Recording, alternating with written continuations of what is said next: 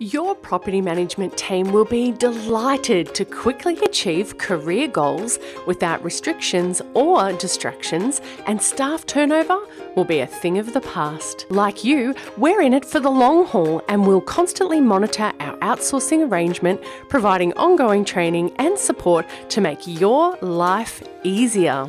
At the Property Management Virtual Assistant, we believe in working smarter, not harder.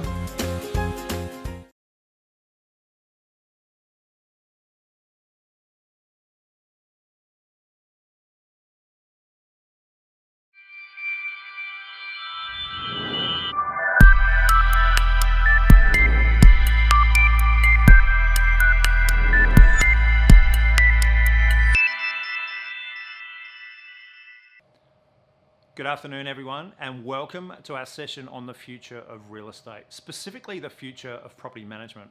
My name's Domonic Thompson. I head up real estate for Macquarie Bank, and on behalf of Macquarie, I'd just like to say thank you to Charlie and the team for inviting us to be part of the Nebula 2020 conference.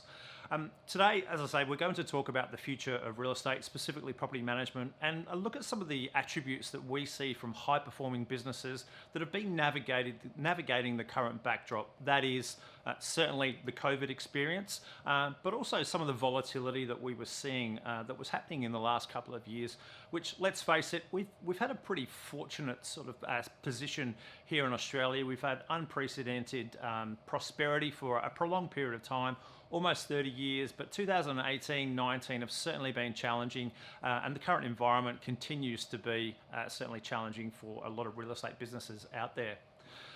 So let's have a look at the backdrop. And in terms of looking at the backdrop, I'd like to share some insights from our pulse check survey that we conducted at the back end of 2019. And we specifically went to market, not just to our clients, but to the industry more broadly, to understand what's going on in their businesses, what had been happening through 2019 specifically, and what were they experiencing through the early parts of 2020. Now, one of the interesting observations, and something that we've continued to observe as we've continued to benchmark the industry over what's in excess of a decade now, is a continuing fall on commissions, both across sales and across property management. And you can see from the slide that downward pressure on the left-hand side continues to erode margin potentially across many businesses. And we've shared some statistics there at a state level as well. And you can see there are varying degrees of property management commissions that are being charged across the country. WA is certainly a standout and has continued to be quite a standout for a period of time. Some of the influence around that is the fact that there is a propensity and an appetite to charge all-inclusive fees in WA, and that's been the case for quite some time. So that's why they do stand out across their peers around the rest of the country, and arguably across New South Wales and Victoria, where there is lower fees being charged. Some of that is certainly being offset by typically higher average rents, which therefore doesn't impact that average annualised management income that's potentially coming through to those businesses. But regardless, there is a consistent theme here around the fact that property management income is continuing to fall in the absence of not actually doing anything about the cost to serve. So whilst that downward trend continues to happen, there are some businesses that are actually able to generate greater revenue from those rents, from those investment properties, and they're doing that because they're focused on investing in technology, embedding technology in their business, investing in automation to ensure that they're lowering cost to serve in conjunction with any of that downward pressure. And those businesses are really the ones that are setting themselves up to be more resilient and adapting to the influences of the current landscape. So what else is playing out in property management? Yes, we've got this downward trend in commissions, but what we also have is scale and consolidation continuing to play out as a key agenda across the industry. On the left-hand side of the slide, you can see that the average number of properties under management across a real estate business, on average, has increased over the last 10 years. And the reason we measure this against 10 years is this is the benchmarking, consistency that we've done over that time frame when we've gone back to the industry to ask what their business is looking like at any given point in time. So you can see there back in 2010, on average, a real estate business was managing approximately 375 properties under management. As at late 2019, that's increased across the country to an average of 729. So it hasn't quite doubled, but there's seriously a scale and a consolidation agenda that's playing out across the industry. No surprise that in conjunction with that scale and consolidation, we're starting to see an increase in the level of revenue that's being contributed from property management to the overall revenue of a real estate business. So business owners are really starting to understand the significance and the importance of property management to their businesses.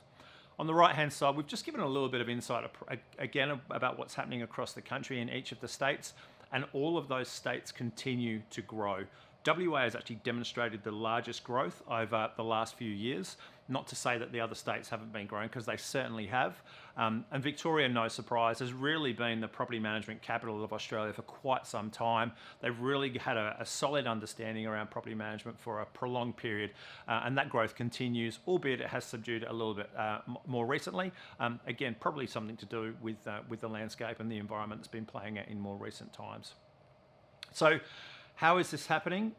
Clearly, there's a lot of mergers and acquisitions happening in the industry to drive that scale. It's typically going hand in hand with organic growth, but what we're actually starting to see is that scale and efficiency is coming through, again, through the utilization of technology. Technology is as an enabler to allow standardization around process and service delivery, to enable that scale to continue at a rate that doesn't have a material impact on that cost to serve margin. So still maintaining margins as we're growing, and not growing with a detrimental impact on the actual profitability that's playing out across property management. So that's a little bit about what's happening in property management across the country, our observations in recent times. But what's also been interesting to play out, certainly as we're engaging in conversations across the country over the last couple of years, is really trying to understand and unpack what are these key attributes of high-performing businesses, and how do we share that across the industry to ensure that everyone is ready for what the future of real estate looks like, certainly beyond 2020. And in doing that, we ask the industry to reflect on what it sees as the key attributes of success. What are key attributes of successful businesses, high-performing businesses that you either observe, admire, or aspire to be? And from the visual that I hope you can see now, you'll see we asked businesses to rate themselves against some of those metrics. So what are the characteristics that you see as important? How important do you see them to be? Now let's self-reflect and consider, how do we rate against some of those metrics? And there's some really, really clear observations and insights that came from posing that question. What came from it? Well, clearly businesses see the importance of their people, that is their employees, and they clearly see the importance of the client. Not only do they see them as important, but they rate themselves relatively relatively strongly against those metrics. Yes, we believe that the client is important. We believe that our people are important, and we actually think we're doing a pretty good job around managing those expectations, those relationships, to enable us to be successful. What we're not doing, but what we do rate as very important, is vision and strategy, and also execution. We see both of those as key characteristics for any business, but we don't think that we're actually doing a great job. And for me, that's really insightful. And the reason that's insightful is because in an environment where there's so much volatility, where there is so much uncertainty happening in the market, what volatility means is a lot more decision making that needs to occur, many decisions on a daily basis that need to be made. And it's really hard to do that when you don't have diversity and breadth across your leadership and management teams. So we need to start empowering people to make decisions, and we can only do that if we've got clarity of vision and strategy for our business and our teams to be on that journey with. So for us, or for me specifically, it's certainly about bringing people on this journey around getting off of the dance floor, spending some time on the balcony to invest in your business as business leaders, and to help your teams drive the right sorts of decisions and outcomes at the front line. So we need to be thinking about the future and the path that we're on. Where are we headed, and what is the vision? I think what we're all becoming very familiar with now is that through the volatility that we've experienced recently, certainly through COVID and even pre-COVID in 2019, which was a very sort of bipolar year. The start was very slow and the back end was actually quite exciting with some strong activity. But through that volatility, we need to provide some certainty. And when we're looking at the strategies to deliver that vision, I think we need to be reflecting on those strategies in the shorter term than the longer term, and working out on almost maybe a quarterly, a monthly basis. It will vary and differ across businesses, but how are we going towards the vision? Do we need to pivot because of our external sort of environment? Do we need to pivot because of the new technology that's available that can maybe help us get to our vision quicker? Or maybe it's even changing the vision that we were aspiring to. What's also interesting to note there is innovation. And obviously we're talking a lot about technology today, as well as what the future of real estate looks like, because technology is so critically important as an enabler to delivering services to clients in the future that is real estate. So innovation is clearly a journey that everyone understands. I think the industry rates itself relatively strongly. We can see from the visual against that. Doesn't necessarily see it as critically important. I would argue that innovation and technology needs to be on the leadership agenda for every single business in real estate. And when I say on the agenda, someone needs to be responsible and accountable to the innovation and technology agenda that's playing out in real estate and how every real estate business is participating in that journey. So now we've looked a little bit at strategy and vision. What I think we also need to understand is that there's actually differences in property management as to how people conduct property management, or the reasons and the rationale as to why they are involved in property management in the first place. And we talk about that as strategic or tactical. So what do we mean by strategic? Strategic's really all about understanding that property management within any real estate business is an asset, and it's profitable, and we've got businesses that are set up and focused on investing and driving growth in property management within their business, and they see it as more than just an asset that simply provides sales referrals. So with that, they are heavily invested in optimizing the staffing mix within property management. How do they recruit? What's the balance of onshore versus offshore? What's our strategy? How do we see that we balance that as the tech stack and capability continues to improve? We know that we need to be focused on platform, and obviously there's been a real push towards cloud in the COVID environment. There were many businesses that weren't prepared for that, but clearly now one of the positive hangovers that will come from the COVID experience is that people are now more enabled, more empowered to operate their businesses in any sort of environment. And I dare say we'll take advantage of some of these positive hangovers and positive benefits that have come out of providing flexibility around working from home, seeing that productivity hasn't necessarily been impacted, potentially employee engagement has increased, and clients potentially not even noticing that things have changed. Again, that doesn't resonate for everyone, but there's certainly been some great examples of that across the country.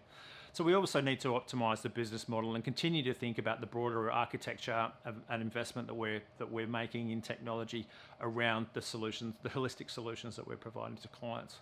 So that's the strategic element to it, and we can't underestimate the transformational agenda and the change management that's required here.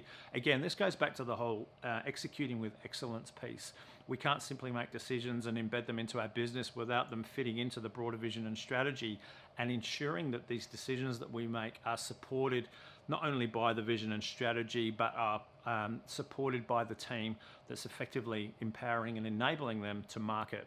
It's so critically important that we get those people on board, because potentially we're rolling things out that staff aren't on board with, clients don't understand, and we'll touch on that as we get through the presentation and some of the challenges that will inevitably pose and undo some of the good work and genuine rationale as to why you're looking at making those decisions. Tactically, look, those are businesses that simply provide property management because they feel they need to. It's almost a necessary evil. I'm providing this because if I don't, I won't get the sales leads, or I'm doing it because if I don't, I've just got a client that I've sold a few properties for and they want me to manage a couple of properties for them. I'll just do it. It's just easier that way because I don't want to, again, lose the sales referrals. Now, that's a completely different philosophy around property management. And there may be people that are looking to provide those services still with branding. We want some co-branding, but we don't want the pain and stress that comes with property management. So there's a lot of, I guess, a lot of narrative in market around at the moment around outsourcing and potentially people providing property management solutions that then therefore aren't the responsibility of a real estate agent as such.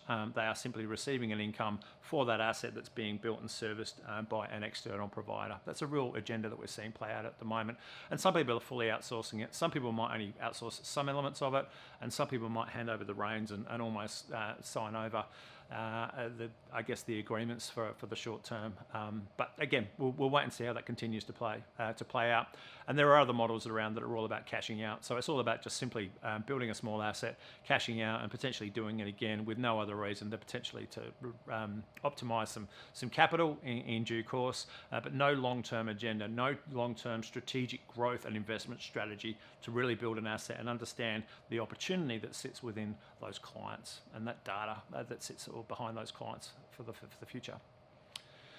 So when we start to get clarity on our strategy and our vision, and we start to think more about execution, I think it's then critically important that we understand, where do we actually want to play? Who is it that we're trying to service? Because if you're trying to service every single landlord out there, you're simply setting yourself up for failure. There are landlords that have different needs, some that like high touch, some that like low touch, some that will like generic self-serve sort of services, and there'll be others that will want really tailored, bespoke offering in terms of property management for them moving forward. So that alignment around landlord intent and agenda, I think, is critical to the success of a property management arm to a real estate business.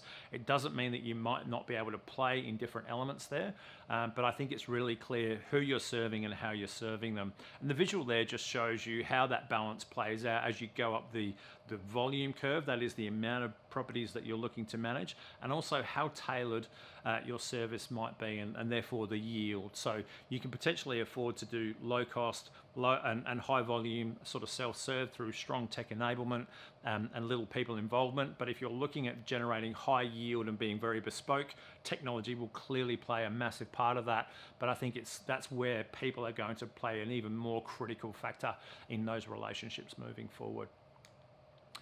So let's expand on that piece around technology. We've talked about the backdrop. We've talked around having clarity of vision and strategy is really a key characteristic for any business in real estate of the future.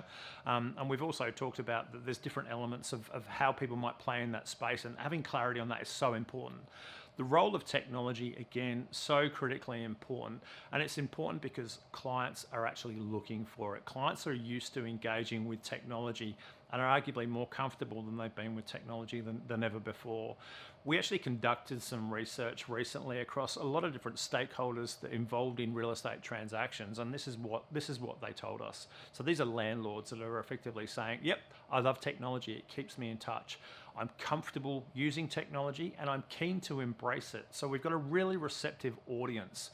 So where are things potentially going wrong when we're rolling out this tech agenda and trying to enable not only our businesses, but our clients and enabling them to self-serve and get greater visibility of what's going on across their portfolio? Well, typically it's lacking explanation. That is, we're embedding technology in our businesses, but we're simply not doing a great job as real estate businesses in educating the clients on the how-to. This is the technology and here's how to use it. And so critically importantly, the why. So the next comment around appearing irrational is all about, well, the technology's come through. It wasn't really explained very well by the person that called me to tell me of how to use it or what it was for. And it doesn't actually seem to align with where I was expecting the technology to be rolled out as it relates to the property management services that I've been provided. So again, we're coming back to this excellency and execution piece, and really ensuring that the decisions that we are made are in line with client expectations where they impact the client, and not all of them will, because some of them will be around automating and improving efficiency in back office. But if we've got something that's going to impact the client, we need someone in the room wearing that client hat, thinking in the mind of the client, well, how does this impact me? And not only do we need that, we need someone in the room when we're making those decisions to be thinking about the employee. What does this mean for me as an employee? Do I feel threatened by this because it seems to be reducing the workload that I've got in my day-to-day? Do I see the value in this? Do I see that this is aligned with the vision and strategy that the business has? Because when you've got that alignment, you'll then get your team on board and supportive, who will then do a better job of relaying that message to the consumer. And when they do that, that's when we start to see some harmony, I guess, take effect with those technology decisions and the rollout that we take to market. So really critical that when we are embracing technology and embedding technology into the services that we provide, that we explain, we provide the rationale, And also, and really interestingly, and I think every business should really sort of take a pause and have a think about this, does it undermine the value that I'm perceived to be delivering?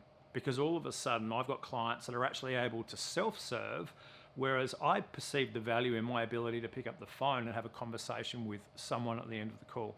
Now, that won't relate to every aspect of property management, but I think it's a really critical factor when we start to talk more and more about value, and we'll do that in just a second. So I will expand on the value conversation, and I just want to pause for a moment here and talk around impact on profitability. And I get asked often around how to improve profitability in property management. It doesn't seem to generate me the sort of return on investment that I'd like to get as a business owner. I'd really like to improve the yield. Well, something that's been explained to me, what we observe in the industry as to what's materially impacting profitability is churn. And churn can mean a couple of different things. It can mean churn of people, and it can also mean churn of properties. So churn, I can confirm, is the biggest cause of profit impact across the industry more broadly. And it's driven by culture, it's driven by management, and the decisions that are made. Again, let's getting back to this vision and strategy piece. Again, if we get some clarity and we're executing, we're not going to see as much churn because we're engaging employees, we're bringing our staff on the journey, and we're also mindful of what the client's actually asking for. So when the industry average of churn is around 15%, if we can reduce that even to 10, it's going to have a material impact on profitability. Exponentially, it will impact profit. So if we've identified churn as a significant impact on profitability, how do we curtail this? How do we identify the churn of our people and stem that flow? How do we identify the churn that is happening within any real estate business at any given point in time around the properties that they manage? How can we then start to focus in on what is the root cause of some of those challenges to look at reducing that churn to the levels that I've just articulated? First and foremost, we need to understand the importance of people. That is our people, our employees within our business. And the visual that I've given there is probably one that plays out in any real estate business on any given day, probably in many instances, probably a number of times a day. Yep, sorry, Jack, but Sally doesn't work here anymore, and I'm not quite sure if I know anything about that. It doesn't really give any confidence to any landlord, but would be reflective of staff churn that typically happens quite a lot in property management for various reasons that we won't go into in today's presentation. But there is a perceived client loyalty that lies with property managers. It really does strike to the importance of protecting that employee and that employee experience if they're the right people. And I think at that point, there's a real journey that the industry's on at the moment around recruitment and where recruitment focus is, because arguably the skills for the future in a real estate business are very, very different today. So there will be some churn in real estate regardless, unless you've been fortunate enough to recruit the right people for the future in your business and have been on that agenda for quite some time. There is a negative perception around staff when they do leave. Well, that just reflects badly on the industry. So we need to, again, think about what the client's thinking as we're going, as we're potentially churning through staff or staff are leaving for various reasons. And we don't do a great job of communicating, typically when staff do leave as well. So let's think about that employee experience. If people do move, how do we manage that process? Have we got the right people? And if we have, how do we protect them from not leaving? Or if they are going, how do we manage that out and manage it appropriately? I think the biggest takeout for me here, though, is that bottom comment, that the one around value, and why a lot of landlords do leave is not just simply because they've seen cheaper fees down the road. They will only do that if they're not getting the value from you that they perceive that they were getting from paying the property management commissions that they were paying at the time. So we need to continue to deliver in that value proposition. And the second that someone is leaving for cheaper fees, it simply means we're not delivering the perceived value we said we would. Again, we can stem that flow. How do we deliver that value moving forward? So other feedback that came through from landlords, and again, I think it's just really critical to understand what our clients are thinking. It gives us so much rich insight as to how we can turn the tide and really pivot relationships with landlords and turn them from good to great and from average to good and really be on a journey that I think a lot of people are still failing to understand and observe that lies in front of all real estate businesses. So typical feedback, yeah, my property manager's reactive. I'm struggling to justify the value that I'm paying. Again, back to my previous comment around fees. Lack of communication, again, such a critical important in this day and age where technology is right here in front of us to give us visibility to communicate frequently in the moment. As the tech capability improves across the real estate segment, I just encourage everyone to think about it as a communication channel and how we're engaging with our clients. And let's make sure that we're communicating the way that they want us to. It's not always through technology. Some parts they still want a human element, but let's get that balance right. And we can only do that if we ask our clients what it is that they see value in. Lack of personalization and low empathy for me are also really, really resonate. There's a perception that I'm a landlord and I just simply get the same service as the next landlord that probably walks through the door and signs up. How do we create a bespoke model that feels tailored and or is tailored to that unique landlord? And again, I go back to one of my previous slides where we focused on or talked to volume and yield and understanding where are we playing? We know whether we're strategic or tactical around property management, but where are we playing on this volume and yield curve? Are we trying to be high volume and the yield doesn't matter because we're playing a volume game, or are we trying to drive a bespoke service to our clients? And how do we give that degree of personalisation if that is what the landlord is wanting? And again, we need to understand our landlords in order to be able to do that. So for many landlords, it's also about lack of information to make informed decisions. So how do we improve not only the communication but the information and the insights? Again, property managers, asset managers, their relationship managers. How do I deliver that wow factor and insights to my client that's beyond just the process of an administration of delivering property management services? So to wrap us all up, let's talk about what best practice looks like. And I guess I want to focus on three key areas here. Focus on quality. What does that look like? Right sort of properties that you've got in your portfolio. AAMI continues to be a barometer. That is average annualized management income is a barometer of success. It's what perceived value is arguably predetermined on. The higher the AAMI, the higher multiple I'm potentially prepared to pay. But we need to look at other things such as geographical spread, concentration risk, all of those things around a portfolio to understand what quality looks like, and it will vary. Consistency of business, so we need to standardize our process where we can. There'll be some elements that we can't, but only when we do that we can start to scale and grow efficiently and effectively, maintaining that cost to serve while growing the revenue out with only incrementally increasing our cost. Cultural alignment of landlords, I've already touched on. Let's make sure we're dealing with the landlords the way that they want to. And it's hard to do that when you've got landlords that want different things unless you can service them all differently. Let's continue to focus on properties under management per property manager. That is improving. We're starting to really see that ratchet up. But again, technology and automation is helping to drive that agenda. Get the platform right. Everyone's on the cloud. It's a positive hangover from COVID, and hopefully people are understanding that change management isn't as hard as they potentially thought. It's still hard. Transformation is not easy, but we're on a journey now, and it would be amiss to kind of get back to the old ways of thinking. Let's continue that journey, and let's make sure that we're recruiting the right people with a growth mindset for this journey that will continue to evolve and certainly won't sort of stagnate or sit still for any point in the foreseeable future. And then finally, how do we grow in this dynamic market? Again, we've talked about acquisition. You can't acquire and grow if you're not doing it organically and you don't have the right foundations and fundamentals in place already. Stem the flow, stop the leakage, and then really build on that to go out and grow more comprehensively. We can only differentiate service offerings if it's part of the agenda. Otherwise, be clear around your offering to market and make sure that you've got the right landlords in book that will see the value that you're delivering.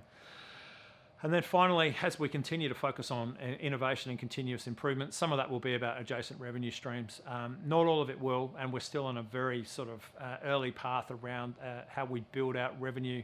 The utilities connection is by far the most utilised additional revenue stream. Maintenance seems to be the real focus right now for a lot of people. There's a lot of opportunity in that space. But the critical point for me and the point I'll leave you on is innovation really being a critical agenda for leaders moving forward. We can't sit still. Innovation is here to stay. We need it not only as a leadership agenda, we need to drive accountability to it. We need to be prepared to make mistakes, but more importantly, we need to have the right people in our businesses and the right culture to support that journey that is innovation. So thank you for joining me today. I hope you found it insightful. I look forward to the next opportunity to speak to you again. Take care, stay safe.